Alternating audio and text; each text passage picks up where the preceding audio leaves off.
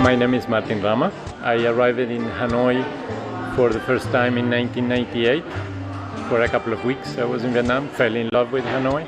And in 2002 I moved here, and that's the time when I took photographs and I decided to write this book. And this book is very much in the spirit of something that is very Hanoian, which is pho. That is delicious, it has many different ingredients, and sometimes it becomes difficult to disentangle one ingredient from the other. You just know the taste. And I thought that was a nice analogy for Hanoi. And I wrote the book in that spirit, like going one ingredient after another of Hanoi.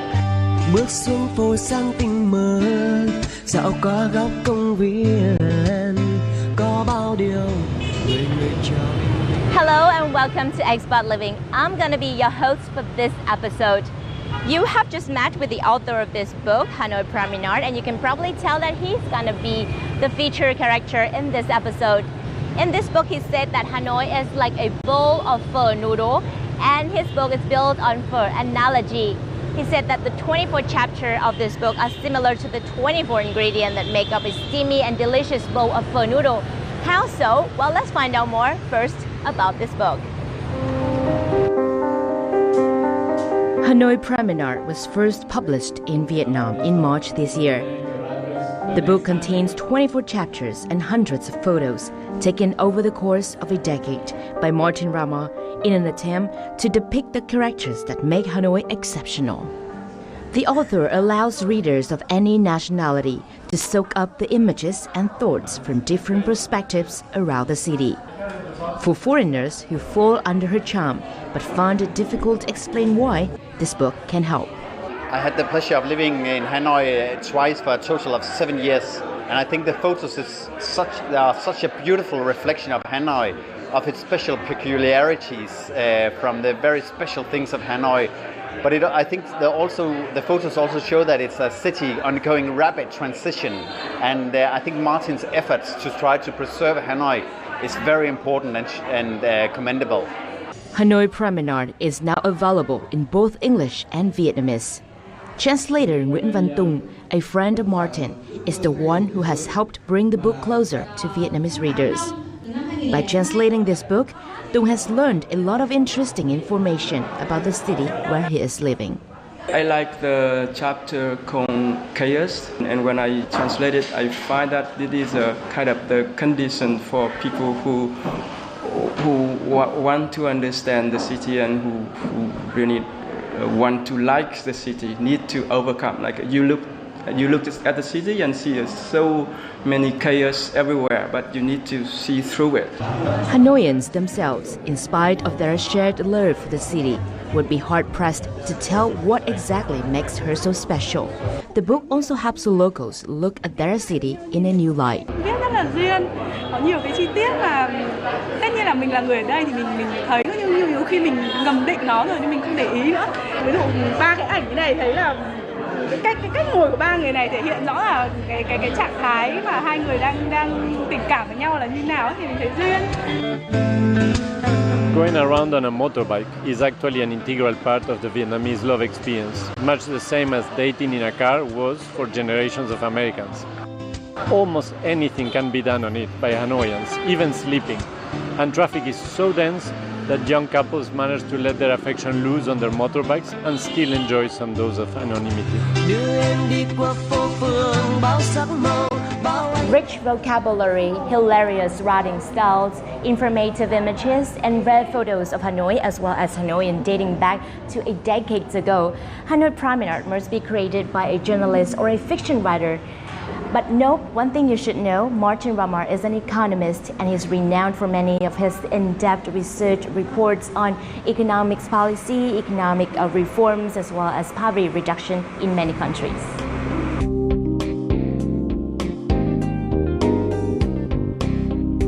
Martin Rama is now the chief economist for the South Asia region of the World Bank, based in Delhi, India. He and his team actively engage with counterparts in government, academia, civil society, and the business community.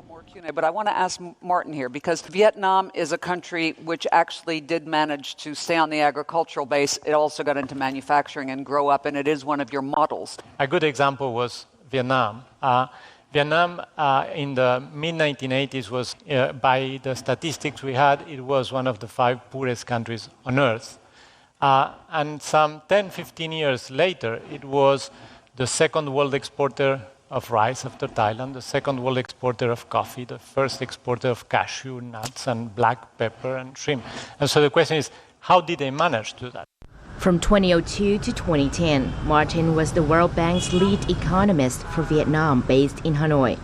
Between 2007 and 2009, he also served as the acting country director for the World Bank in Vietnam. In this capacity, he oversaw the World Bank program in the country in areas related to economic policy and poverty reduction. He was also the focal person in the policy dialogue with the government in relation to economic reforms and led a series of annual policy lending operations co-financed by a dozen of donors. Beside piles of documents, report and research on economic issues, Martin Ramos still spent a huge amount of time walking through the city, taking thousands of photos of her and read anything he could find about her. Am I correct, Martin? Yeah. Absolutely. So having written a lot of books and research and report on economic things, so what's the difference this time writing Hanoi Promenade? Well, as you say, I have written tons of reports. That's my job.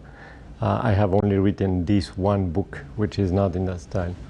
And there are similarities and there are differences. I think the biggest similarity is you have to be very clear. The part that is different is that in this book there is quite a lot of emotion, of personal reflection that you don't put when you work on economics. You try to be as factual, close to credible as hypotheses and interpretations of things. Here you can let yourself go much more into a personal reflection. So does the way of writing economic things affect your writing style in Hanoi Promenade? I could not tell. I honestly could not tell. I think it's the same person. I think someone who knows me, reading something I wrote in economics, can recognize it's me, the same as certainly in the book Hanoi Promenade, but something very logic and very structured about economics that in a way also translates into, when you look at this book, while it's a book about a relationship with a city, about emotion about the city, it's also very structured. So I suppose that I was influenced by my work in economics. So tell me, what have inspired you to write this book, and how long did it take you to finish it? I fell in love with Hanoi many years ago, but I didn't have the intention of writing a book. It was more knowing the city, taking advantage of weekends to go around to know the city and taking pictures, but very amateurish pictures. I'm not a professional photographer. It was just for myself to try to capture what I was seeing. And then over time I was into thousands of pictures and started to thinking what was in common, you know, when you try to classify your pictures. And there started emerging to me that there were really common themes in these photographs, and that there were stories that could be told. So probably after, I don't know, 4 or 5 years living here, the idea of writing the book started coming, and then I started being more systematic in the gaps. So it took me, what can I say, the writing itself probably took me a year. Each page tries to convey a message, something. It's like 100 images of Hanoi, and even how images are in each of these pages contains some type of message. That took me a long time. So I would say, whatever, 2-3 years really on the book. Since you have moved to another country to live, do you ever miss Hanoi? Oh, of course. Yeah, of course. But I keep coming back. I'm now based in India, or between India and the United States. I go back and forth quite a lot. And of course, I very much enjoy being in India. It's a fascinating place, but I miss Hanoi. So what you miss most about her? I always enjoyed life in the streets in Hanoi. Life in the street. Yeah, I enjoy the fact that public spaces are spaces where people do things, not just go through them, but they do things. They eat, they whatever, work, everything on the street. So what do you think if we take a promenade around Hanoi right now? Oh, I'll be delighted about it. Okay, so let's start here. Chaos.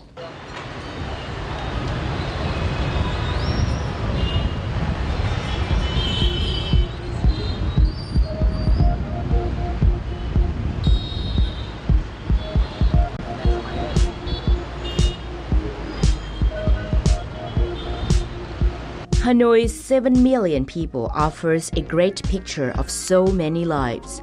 The city's average population density is estimated at 8 times higher than the country's as a whole. For most foreign visitors, the first image of Hanoi is one of chaos, absolute chaos. This idea that you arrive in the city and it's a bit shocking. It's very messy in some ways. And then you start understanding the logic in that mess and even being captivated by the logic in that mess. This is not too far from home, so this is a kind of place to buy fruit and vegetables. So you've been here many times before? Many times, yeah. And Chowom, the market nearby, also the street all around Chowom is like this. I always like about the market in the name is the herbs. So, what do you cook with them? Well, this is regarded as a specialty of Hanoi. This kind of tree called so can only be grown here in Hanoi. It's used for cooking soup for the summer meal. It's really suitable for summer meal, and then it makes a great juice. Nước sấu.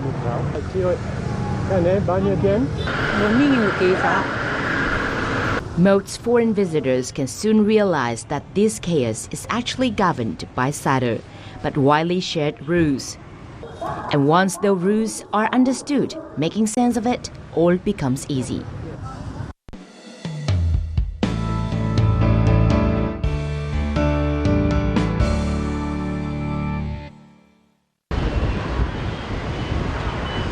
Water is part of Hanoi's landscape. Water-shaped language too. Hanoi actually means in the bend of the river or a river runs through it. Together with enormous rivers, intimate lakes pop up at the turn of a street or the end of an alley. With the hobby of wandering around the city, Martin discovered for himself several places like this by chance. So tell me, have you ever get lost during your wandering around Hanoi? I often get lost because in fact I'm not going with a particular destination, I'm going in a direction. Okay, I will go in this direction, I will try to find the lake. This lake, every time I try to find it, I lose my way because there are these little streets that go around. So getting lost is part of the promenade, it's part of the charm. Hai Ba Lake in Hai Ba Trung district is like a little gem encircled by quiet streets, walkways, trees, and a pagoda. Activities around them are tranquil.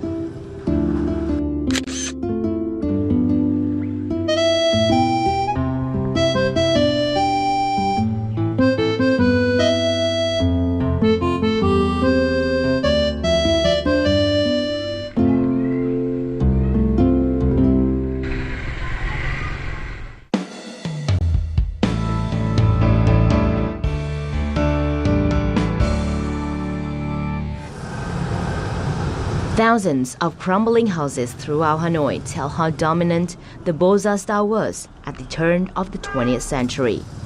The architectural style was developed in Paris some 300 years ago.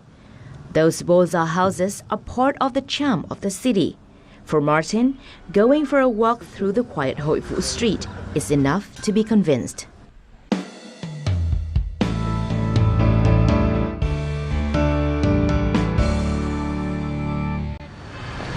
By the time Martin moved to Hanoi 12 years ago, there were about 120 French mansions in Hanoi managed by the Ministries of Foreign Affairs.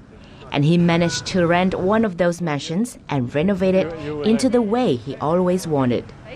And this building, which is now the Qatar Embassy, was where Martin and his family lived over the course of 8 years. The house was originally designed and constructed by a French architect in 1932. The people at the Ministry of Foreign Affairs were very nice. They gave me drawings made by architects from the house. So with carpenters, we reconstructed that staircase the way it was originally. It looks extremely nice. I believe that you are not the only one to renovate this house. Who helped you? Oh, I did with Tien. No, of course. So I asked in my office where they could help me identify an architect or someone who will speak English or French and could help me. And that's how I met Tien, who is by now a friend.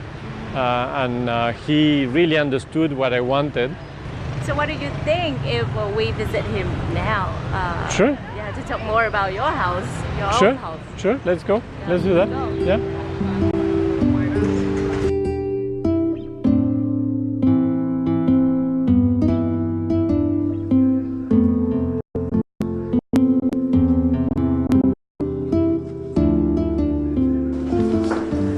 Hi, Tien. Good to see you. Long time no see. Long This time. now. Yeah. Meet Nguyễn Đăng Tiến, a construction engineer. He was the one to help Martin renovate his old house on Trần Hưng Đạo Street in 2003. Together, they researched and agreed they would try and restore the mansion back to its original look nearly a century ago. After 4 months of renovation, they have become good friends who share same interest in architecture. Về nguyên tắc của cái việc mà sửa những ngôi nhà cổ là phải tôn trọng cái giá trị đã có rồi. Như bạn biết đó, một cái ngôi nhà có giá trị là nó có thấm đẫm cái màu thời gian. Cái đấy rất quan trọng. Tại vì chúng ta nếu không hình dung ra mà cố áp đặt một cái gì đó thì rất là khó. Và để tìm tòi để làm sao ứng xử thì rất may rằng hồi đó thì vẫn còn những cái người nhà cung cấp thì họ vẫn còn làm, thì bọn tôi cũng rất may mắn là vẫn giữ được và tìm được nhà cung cấp như vậy. This is the second renovation project that marked the successful cooperation between Tiến and Martin, as well as Tiến business startup. Located on Nam Trang Street near the West Lake, this house was built in 1931.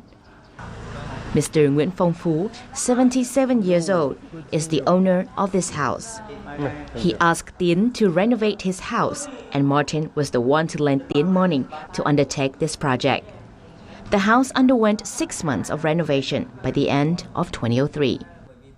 Có anh Martin thì tôi mới dám sửa tôi thấy hứng thú khi mà sửa cái nhà này, tại vì đó là vừa là người thầy, người tư vấn cho tôi mọi cái đường nét để tôi giữ được cái, và qua đây tôi học được cách làm sao được một cái ngôi nhà mà giữ được cái phong cách của miền Nam nước Pháp.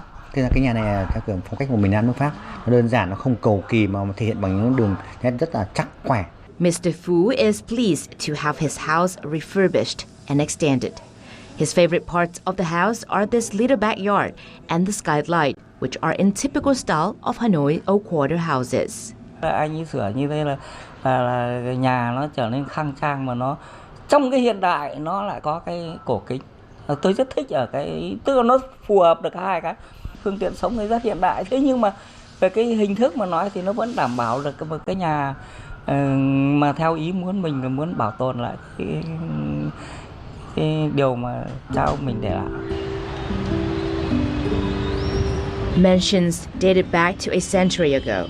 Architectural designs, lakes and rivers, street life are the elements that describe Hanoi in the eye of Martin, who always regards the city as a woman with both good and bad characters. And so Martin said he has read everything he could find about this woman in the hope of knowing her and understanding her better than those who came before him or even after him. And Hanoi Promenade is his attempt to capture just one tiny decade in the life of the city at the very end of its first millennium. So Martin, I have to admit that I was born in Hanoi and have been living in the city for nearly 30 years now, but there's so many things about Hanoi that I do not know until today. So I really want to say thank you to you and your book for providing me as well as the audiences a lot of interesting story about the capital city. And once again, thank you so much for the lovely promenade around Hanoi, and I do look forward to your upcoming project. oh, thank you. I really enjoyed walking with you through places I really love, and I'm really grateful for your interest in my book and my project about Hanoi. Thank you very much. And now back to you, moving on to the next part of Expat Living. We're gonna leave Hanoi behind and continue to travel to one of the most beautiful beaches in the South Central region of Vietnam with our reporter Lan Anh. So let's see what she has for you in this segment of Time Out.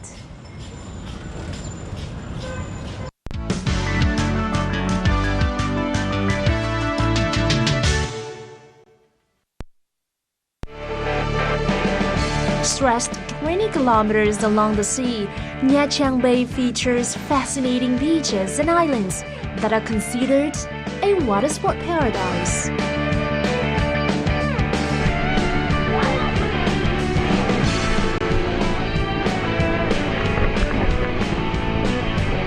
More and more options are now available for those who fancy a bit of excitement on the beach breaks.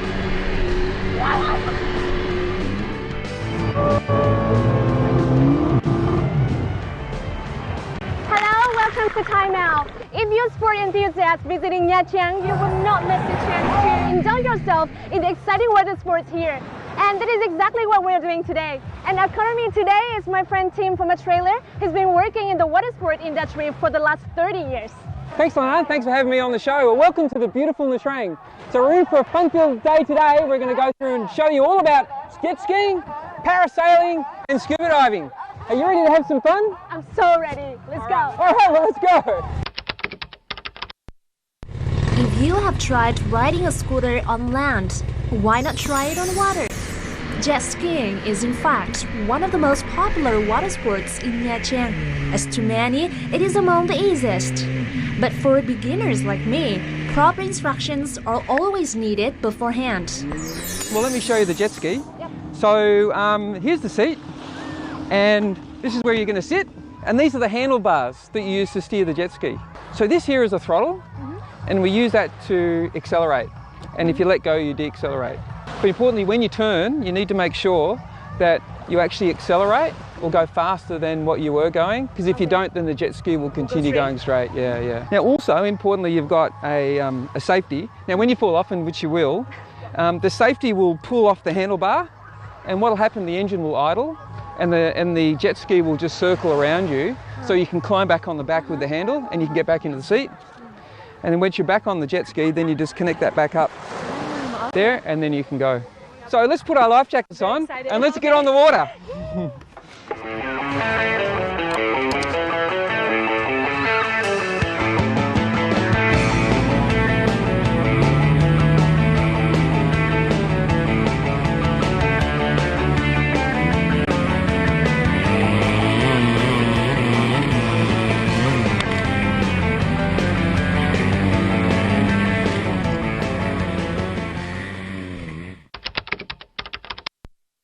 Okay, so let me show you one of my other great sports, parasailing. All right. So importantly with parasailing, you've obviously got the parasail. A big one. This is a big one. This is the parachute that lifts us up out of the water.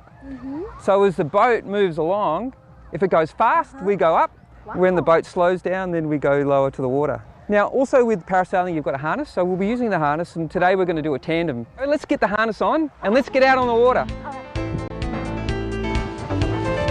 Yep.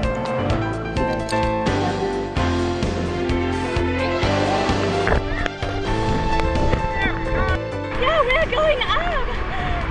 How do you feel, Tim? Isn't this the best view you can get? Let's see what we got here.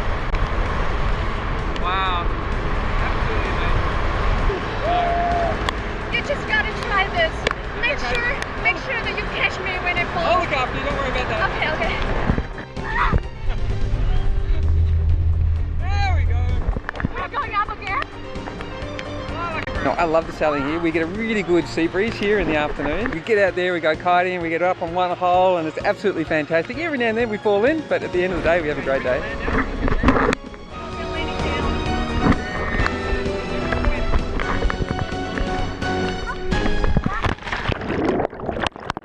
I've had a pretty hard landing and accidentally drank a lot of seawater. But in the end, with the help of Tim and the staff, I've made it back on the jet ski safe and sound. And the whole experience with the parasailing has been wonderful.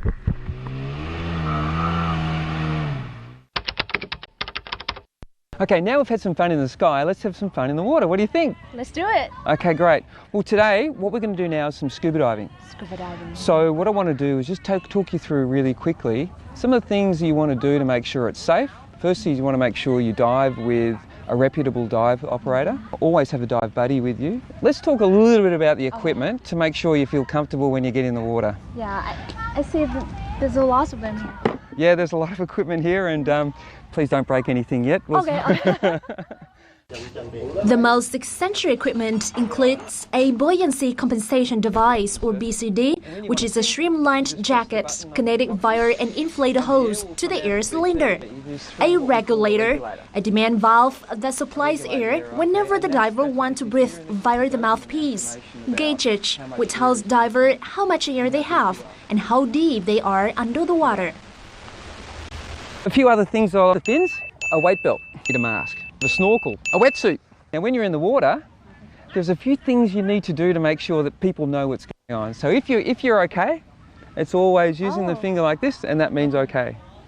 This means up. This is not okay, but this So is this, up. that's right. So if you go like that, then everyone else is going to go, oh, you want to go up. If you want your friends to come to you, if you want to show them something, you can tap on the top of your head. Really? And your friends will come to you. And also, if you want to look at something, you want to point something out, you can just point at your eyes and point at what you're looking at, and then they'll know that, hey, look, there's something good to look at. Now that I've taken you through everything, why don't we get into our wetsuits and get out on the water? Let's go. Okay, let's go.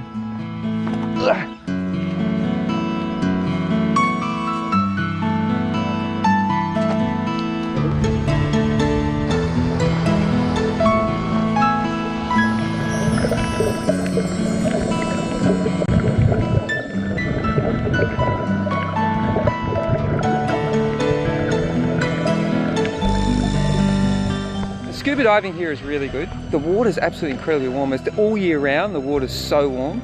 There's lots of fish, lots of coral, and the equipment's very good too.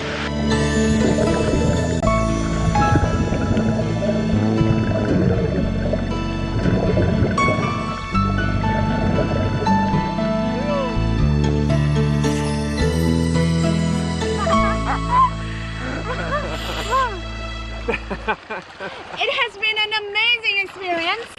We get to experience how diverse the marine life here. How do you feel, Tim? I feel fantastic. That was amazing. Look, I can really recommend to all the viewers out there, come onto the train, experience the beautiful diving, get to see an operator and get out here as quick as you can. Thanks for having me on the show, Lena. I had a great time. And that's it for this edition of Time Out. I hope that you enjoy it. Thank you so much for watching, and I'll see you in the next episode. Goodbye! Bye-bye! And that is the end of this episode of Expat Living. I hope you already have an unforgettable promenade around Hanoi with Martin Ramar, and at the same time have thrilling experiences trying water sports in Nha Trang coastal city with our reporter Lan Anh. If you have any feedback or comment on anything you see on Expat Living, or you just want to be featured in our next program, feel free to email to us at expatliving@vtv.vn or simply log on to vtv4.vn for more information. Thank you very much for tuning in. My name is Hoai Leung, and goodbye for now.